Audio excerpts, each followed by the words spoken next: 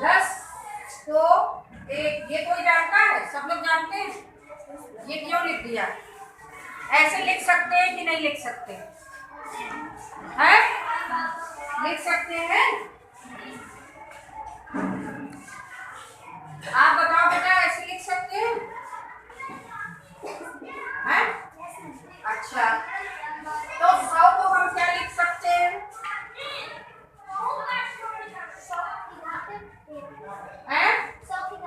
यही हमको पता करना था कि सबसे बड़ी चीज ये है कि आपको ये पता है कि ये घात है।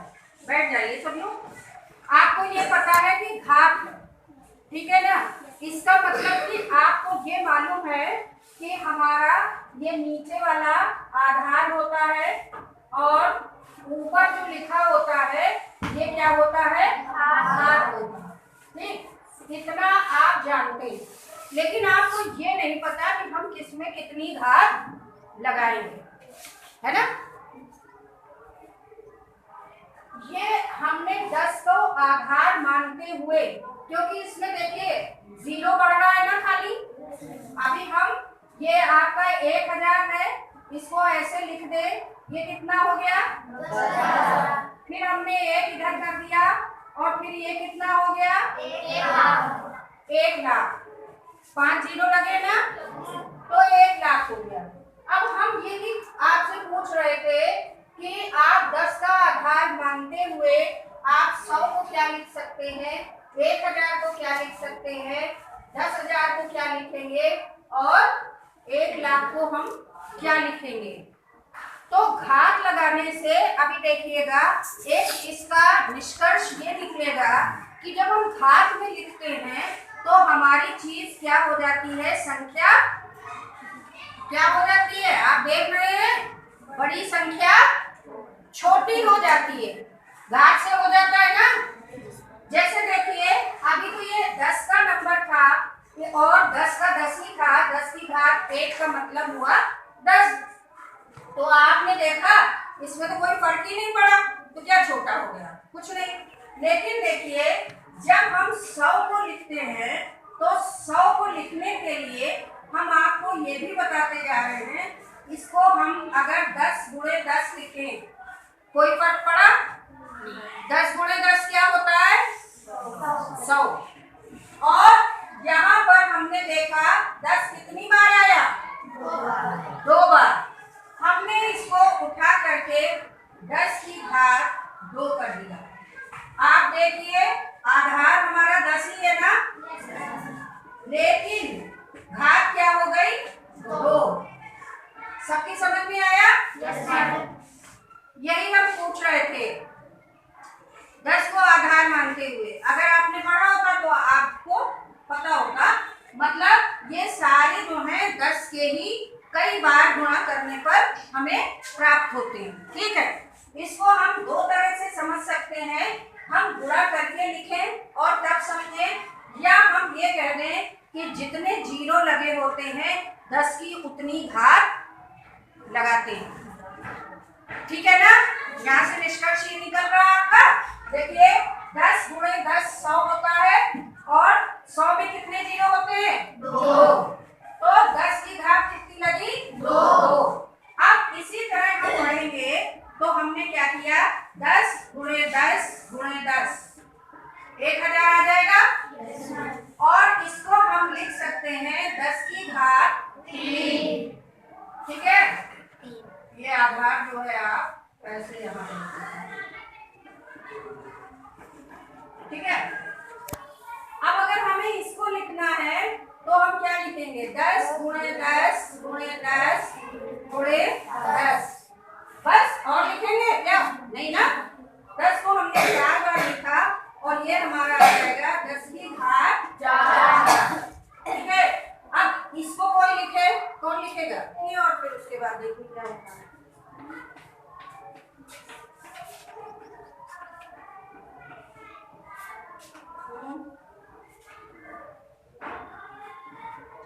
सही है ना? अब आगे बढ़ाओ, जो और आगे लिखो क्या लिखो। हाँ, वेरी गुड, क्लैप करो।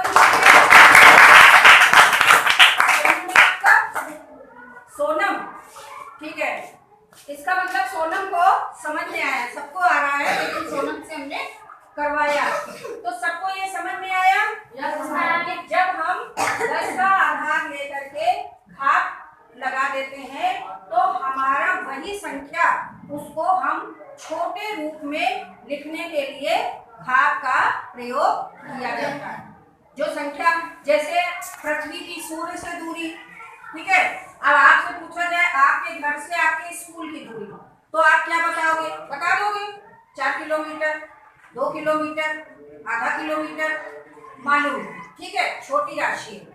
उसके बाद आपसे पूछा गया कि भाई आप जहाँ रहते हो वहां से लखनऊ की दूरी, आप बता दोगे 60 किलोमीटर, 70 किलोमीटर।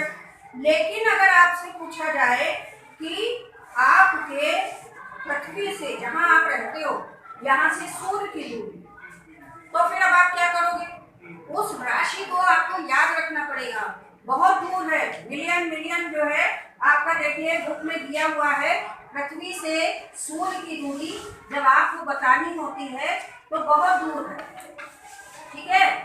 ये आपका घातांक में इलेक्ट्रॉन का लिखिए या पृथ्वी से सूर्य की दूरी, तो आप जो है ये सारी चीजें कैसे बताएंगे? मान लीजिए बहुत बहुत दूर चीज, उसके लिए आपको क्या रखना पड़ता है? घात की जरूरत पड़ती है।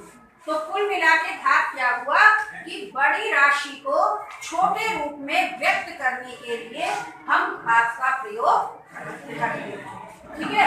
अब देखिए आपका, हम कोई भी राशि ले लेते हैं, जो बड़ी राशि है उसको आपको छोटा करना है।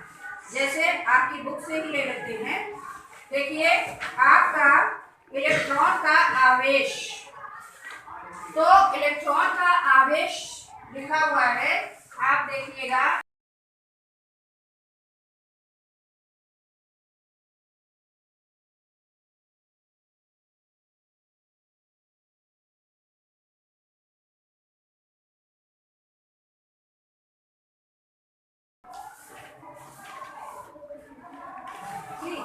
अब यहाँ से आपकी एक बात और क्लियर होगी, अभी हम आपको बताएंगे, देखिएगा।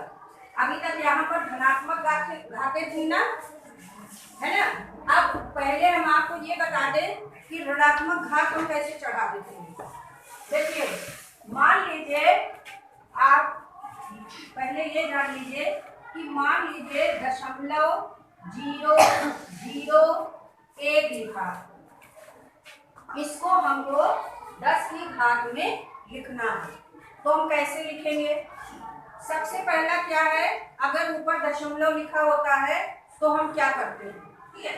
देखिए हमने यहाँ पे ये करा था 0.001, अब इसे हमें 10 की घात में लिखना है, ठीक है। जब हम भाग देते हैं और कोई संख्या हमारी छोटी बचती है जो ऊपर से उतर के आती है, और अगर उसमें भाग नहीं जाता तो हम जीरो लगा के दशमलव लगाते, दशमलव लगा के हम उसमें जीरो बढ़ा देते, करते हैं ना। तो दशमलव और जीरो का बहुत अच्छा संबंध है, ठीक। यहाँ हमें दशमलव हटाना है, जीरो बढ़ाना है, लेकिन इन्होंने जीरो कहाँ बढ़ा दिया, उसी के आगे बढ़ा दिया, ऐसा नहीं करना। क्या करना है, हम नीचे एक लाइन खींचेंगे, ठीक है, ऊपर अंश नीचे अब हमने ये जो दशमलव लगा था ये बाईं तरफ कितनी संख्या के पहले लगा, 1 2 3। वैसे जीरो का कोई मान नहीं होता है, लेकिन अगर दशमलव लगा उसके बाद संख्या के बाईं तरफ जितने जीरो लगे हैं सबको माना जाता है, ठीक है। तो 1 2 3, यहाँ कितनी संख्या हो गई?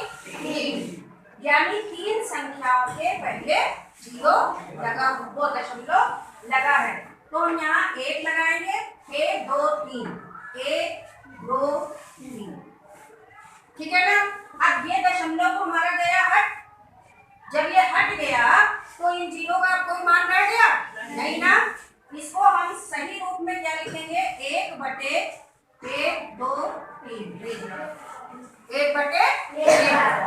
अब जब ये 1/1000 है, 1000 आप यहाँ से देखिए, 1000 की 1000 नहीं है, 10,000 का 1000, ये वाला कितनी घात आती है 10 की? 3। हमने यहाँ पर इसको किया 10 की घात 3। अब चूंकि ये नीचे है, अगर हम इसको ऊपर ले जाएंगे तो क्या हो जाएगी हमारी घात? ऋणात्मक हो जाएगी। सबको समझ में आ रहा है ना? अब यहाँ पर ये हो जाएगा 10 की घात -3। ये चीज समझ में आई? सबको क्लियर है ना? अब मान लीजिए हमने लिखा ये, इसको कोई पहले इस तरह करे, आप इसको करिए जैसे हमने किया ऊपर वाला। आप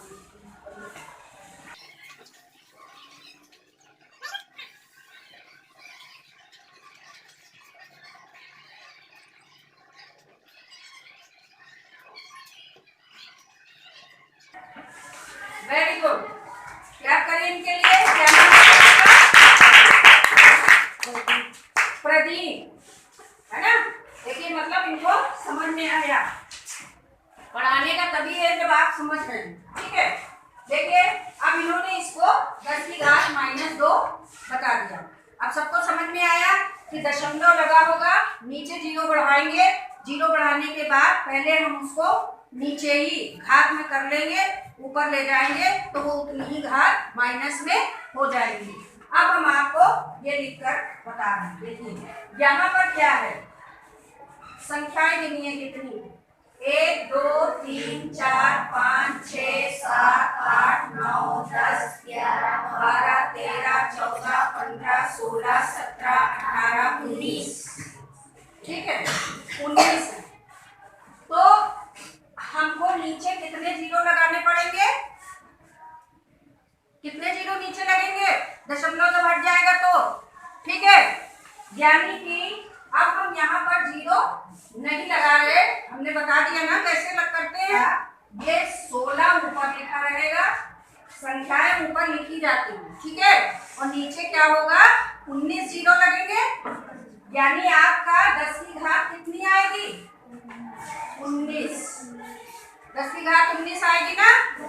और जब हम इसको बढ़ाएंगे तो ये हो जाएगा 16 गुणे, अब 10 की घात तो ऊपर ले जाते हैं तो ये हो जाएगा 10 की घात -19। अब अगर हमको एक कम करना है तो इसको हम क्या करते हैं, यहाँ पर दशमलव लगा देते हैं, और यहाँ पर जब एक कम हो जाएगा तो घात कितनी हो जाएगी? -12। सबको समझ में आ रहा है? कितने कूलाम आवेश हो जाएगा? वो 10 की घात -19 ही रहता है, पॉइंट लगाने के बावजूद भी जब यहाँ पर उतना 0 होता है, हमने 1 0 कम लगाया, लेकिन कुल मिला के हम आपको क्या बता रहे थे, घात, ठीक है? कि हम घात को कैसे लिखते हैं, है ना? कितना हम लिख देंगे। तो इस तरह से सबको समझ में आ रहा है कि घात हमें कैसे लगानी चाहिए। और किसी राशि को हम क्या करते हैं, बड़ी राशि को छोटा करने के लिए हम घात लगाते हैं। जब नीचे जितना होता है, नीचे से जब हम घात ऊपर ले जाते हैं तो भी माइनस की हो जाएगी, और जब हम ऊपर से नीचे ले जाते हैं तो भी हमारी घात क्या होगी, ऋणात्मक हो जाती है। ये ट्रांसफर जब करते हैं ऊपर नीचे तो ये ऐसा हो जाता है। सबको समझ में आ गया? सब लोग कर लेंगे ना इसको, ठीक है? और एक चीज और हम आपको बता दें कि घात का जो होता है, इसको आप इस तरह भी समझ सकते हैं।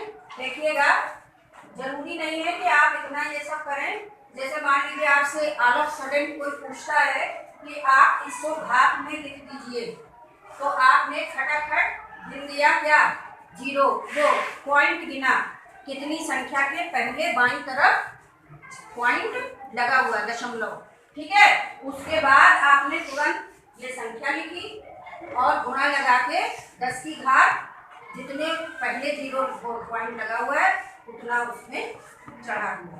तो समझ में आ रहा है ना? बाईं तरफ दशमलव लगे होने का मतलब है कि आपकी घात जो है माइनस में आएगी, ठीक है ना? बाईं तरफ दशमलव लगे होने का मतलब क्या हुआ, घात आपकी किस में आएगी, माइनस में आएगी। सबको समझ में आया ये चीज? चलिए क्लैप करिए सब लोग।